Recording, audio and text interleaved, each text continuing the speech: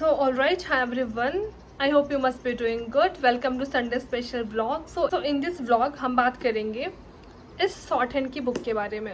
I have been getting a lot of comments कि short hand के लिए कौन सी बुक अच्छी होती है या फिर कहाँ से स्टार्ट करें. So I have decided to review this book. ये बुक है आपके पिटमैन की शॉर्ट हैंड इंस्ट्रक्टर हैंड की. एंड इसकी हेल्प से हम बेसिक सीखते हैं और साथ में अगर आपको प्रैक्टिस करनी होती है तो हम इसी बुक से पहले स्टार्ट करते हैं प्रैक्टिस करना. तो इस वीडियो में मैं शेयर करूंगी अपनी ऑनेस्ट रिव्यू इस बुक के बारे में. I am just gonna review this book कि is it really worth to learn basic या फिर शॉर्ट हैंड प्रैक्टिस करने के लिए. चलो फिर स्टार्ट करते हैं. So this book is Pitman short hand. English में है ये पूरी बुक. एंड जैसे स्टार्ट करोगे में प्रीफेस है एंड देन इंट्रोडक्शन एंड फिर ये कंटेंट्स है.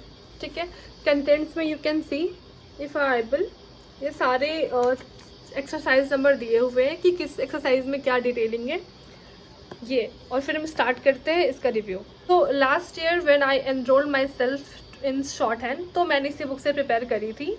एंड टोटल इसमें 120 एक्सरसाइजेस थे जो मुझे कंप्लीट करने थे विद इन 3 to 4 months. तो daily I use to practice 2 or 3 exercises. इस बुक की प्राइस है इट्स 169 रुपीज़. जैसे चैप्टर 1 में यू कैन सी जैसे यहाँ पे कॉन्सोनेंट्स दे रखा है. तो जो शॉर्ट हैंड के कॉन्सोनेंट्स होते हैं वेरी डिफरेंट. ठीक है, जैसे हम अल्फ़ाबेट्स पढ़ते हैं ABCD तो इसके भी अलग ही अल्फ़ाबेट्स होते हैं एंड इनका रिप्रेजेंटेशन भी बिल्कुल डिफरेंट होता है. लेट मी गिव एग्जाम्पल इसमें कैसे होते हैं. सी सो इट्स PBTDCHJK. तो ये हमारे शॉर्ट हैंड के नोटेशन. P को ऐसे रिप्रेजेंट करते हैं. ये सारे रिप्रेजेंटेशन होते हैं और ये अल्फ़ाबेट्स होते हैं.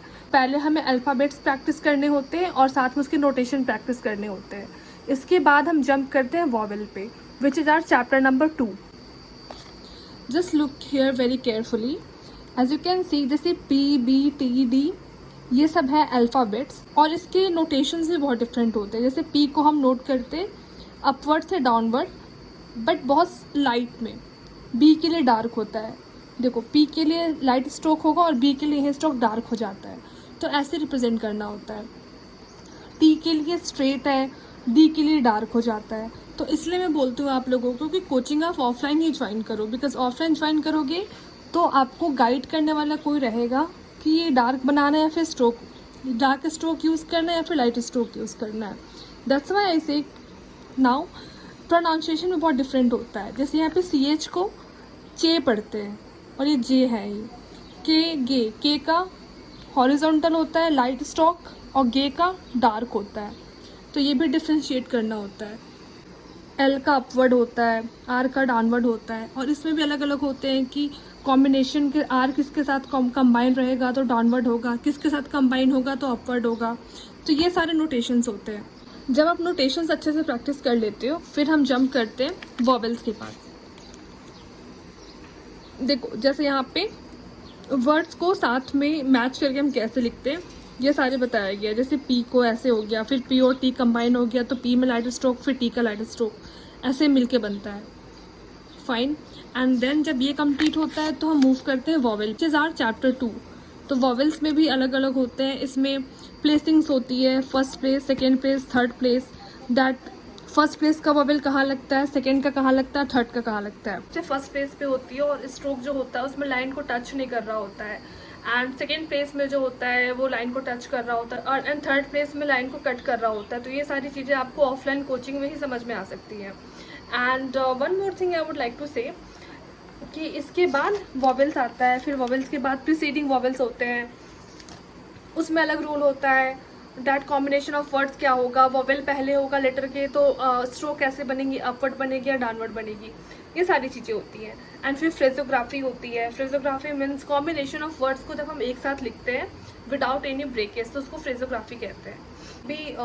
फिर से ग्रामेलॉग्स आते हैं. ग्रामेलॉग्स में क्या होता है, ऐसे बहुत सारे वर्ड्स हैं जो बार बार यूज़ होते हैं वाइल राइटिंग अ सेंटेंस. तो ग्रामेलॉग्स हमारे क्या करते हैं, टाइम सेव करते हैं. एंड ग्रामेलॉग्स का जो नोटेशन होता है वो बिल्कुल फिक्स होता है. डेली ही प्रैक्टिस करने होते हैं ताकि हमारा टाइम सेव हो सके और हम और स्पीड में उसको लिख सके without waiting for our next move या फिर नेक्स्ट स्ट्रोक क्या होगा.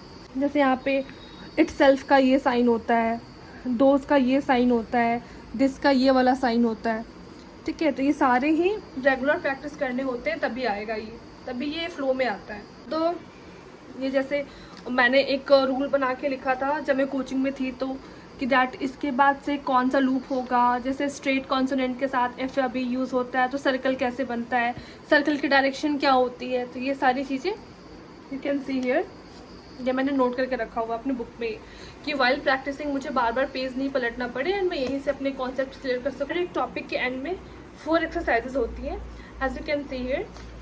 जैसे सपोज ये है एन एंड एफ हुक्स, जैसे यहाँ पे है एन एंड एफ हुक्स, तो एन एंड एफ हुक्स के बाद ये पूरा उसमें डिस्क्राइब किया गया है कि कैसे वॉवेल की प्लेसिंग होगी और क्या रूल होगा। एंड उसके बाद यू कैन सी कि 4 एक्सरसाइजेज हैं, 51, 52, 53 एंड 54, और इसके आंसर्स पीछे दिए होते हैं।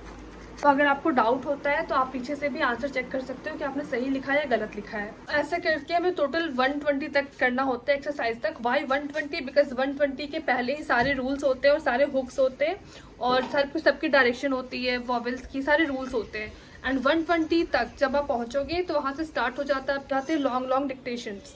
120 तक पहुँचते आपकी एक्यूरेसी बिल्ड हो जाती है just to practice a lot. उसके बाद फिर हमें अपने स्पीड पे काम करना होता है। तो स्पीड पे काम करने के लिए फिर हम मैगजीन पे स्विच करते हैं। Just want tell one thing कि बिल्कुल बेसिक से प्रेप करने के लिए ये सबसे अच्छी बुक है एंड इससे आपकी पूरी बेसिक कॉन्सेप्ट भी क्लियर हो जाएगा। लेकिन बट डिपेंड सबसे ज़्यादा ये करता है कि आपके टीचर कौन है, आपके मेंटोर कौन है। बिकॉज बिना मेंटोर के इफ़ समबडी इज थिंकिंग कि ऑनलाइन हो जाएगा तो ऑनलाइन नहीं होने वाला है। You need proper guidance because आपको मैंने बताया लाइट स्ट्रोक, डार्क स्ट्रोक सब कुछ होते हैं इसमें। अगर आपका बेसिक कंप्लीट नहीं हुआ, बेसिक क्लियर नहीं हुआ तो you won't be able to transcribe even कि आपने क्या लिखा है शॉर्ट हैंड में, फिर उसको रीड करके ट्रांसक्रिप्ट करने में बहुत प्रॉब्लम आएगी। Honest review is to get this book and ये बुक आपको ऑनलाइन भी मिल जाएगी, ऑफलाइन भी मिल जाएगी, या फिर जो भी शॉर्ट हैंड के टीचर्स होते हैं वो ये बुक रखते हैं अपने पास तो आपको वहाँ से भी मिल जाएगी। That's all about this Pitman shorthand structure and की book and I hope I have cleared all your doubts regarding this book.